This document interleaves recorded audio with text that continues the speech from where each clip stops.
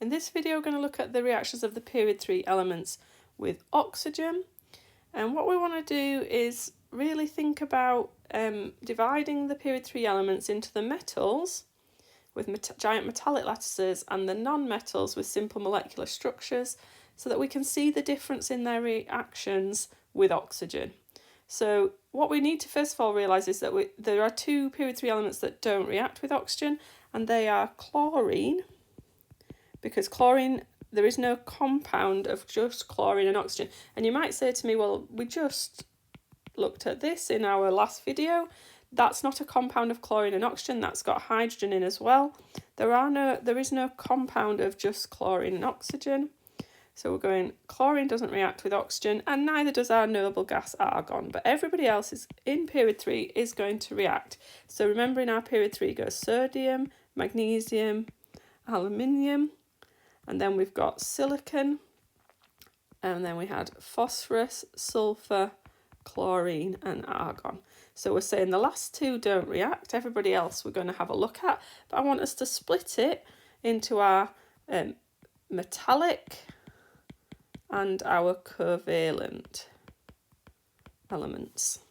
So we're going to look at our metallic oxides first, so forming metallic oxides. So we've got sodium, magnesium and aluminium, our metallic elements, and when we take sodium and we react it with oxygen, what we see is a yellow flame. The yellow flame that is consistent with the colour of street lights, because they used to contain sodium. And then we're going to form a white solid, because the metal oxides are all white solids. So sodium oxide, magnesium oxide, aluminium oxide, they're all white solids. So we're going to form these white solids.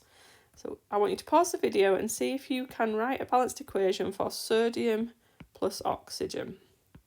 What's the formula of sodium oxide and how do you balance the equation? So pause the video now and complete that. So sodium's in group 1, so is a 1 plus ion, and oxide ions are always 2 minus. So we're going to need 2 sodiums for every oxide ion, which means in order to balance this, if we've got 2 sodiums there, we're going to have to put 2 here. And we've only got 1 oxygen, so we're going to have half an O2. Or you could double all of this up and go 4, 1, 2. And then we've got our white solid of sodium oxide. So if we do magnesium, we remember that when magnesium burns in oxygen, we get that white light.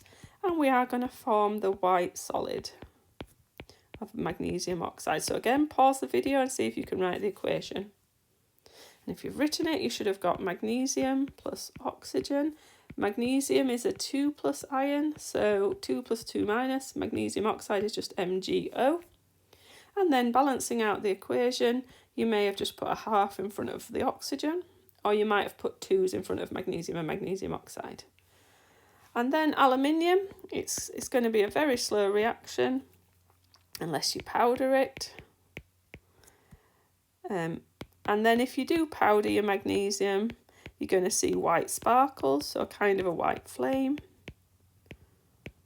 And the most important thing, that's not as important as knowing that we get the white solid.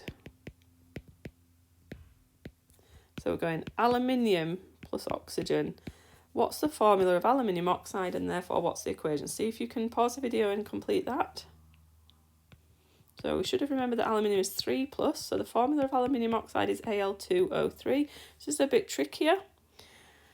You could have some fractions in here. I'm going to double everything up so that I've got an even number of oxygens on the right, so that I can easily make that out of O2's, because that's going up in even numbers. And then I'm going to put a 4 here, and I've balanced the equation. Now, all of these, sodium oxide, magnesium oxide and aluminium oxide, they're all what we would call basic compounds. And by basic, we don't mean easy, we mean the opposite of acidic. And that is because they are all ionic oxides, metal and non-metal. And the oxide ion in there is able to react with water and accept protons to become hydroxide ions. So oxide ions accept water to become hydroxide ions. these oxides can all accept protons and therefore they are basic. So remembering that a base equals a proton, that's H plus, acceptor. You could even just write an equation where oxide ions accept protons. That would be to become water. You can show that in a number of ways. Okay. Then we're going to look at our other half, our non-metal oxides. So this was our, if we go back up here, this was our silicon, phosphorus and sulfur. Now silicon is a macromolecular structure, so it's very hard for it to react, so this would be very slow. But the silicon will react with oxygen to make silicon oxide. Now silicon, remember, is in group 4. So here we're treating the silicon as having an oxidation state of +4, so SiO2. Phosphorus, you're going to get some white flames. That's not as important to remember these observations as the metal oxides making white powders, but still worth remembering. Now this is one of those ones that comes up a lot in exams.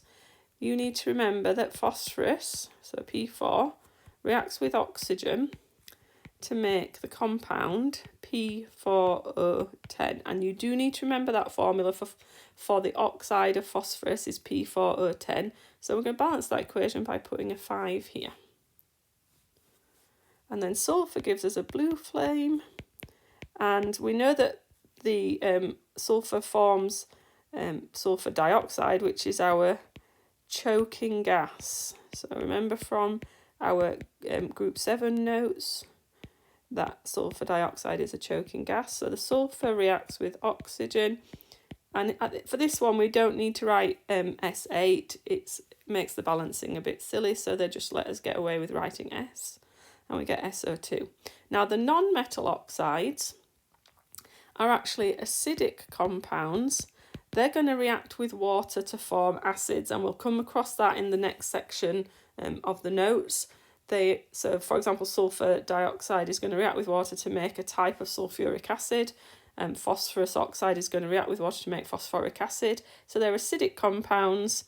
We also need to note that if you have even more oxygen, the sulfur dioxide can react with more oxygen to make sulfur trioxide or sulfur 6 oxide. So that's also a possible formula.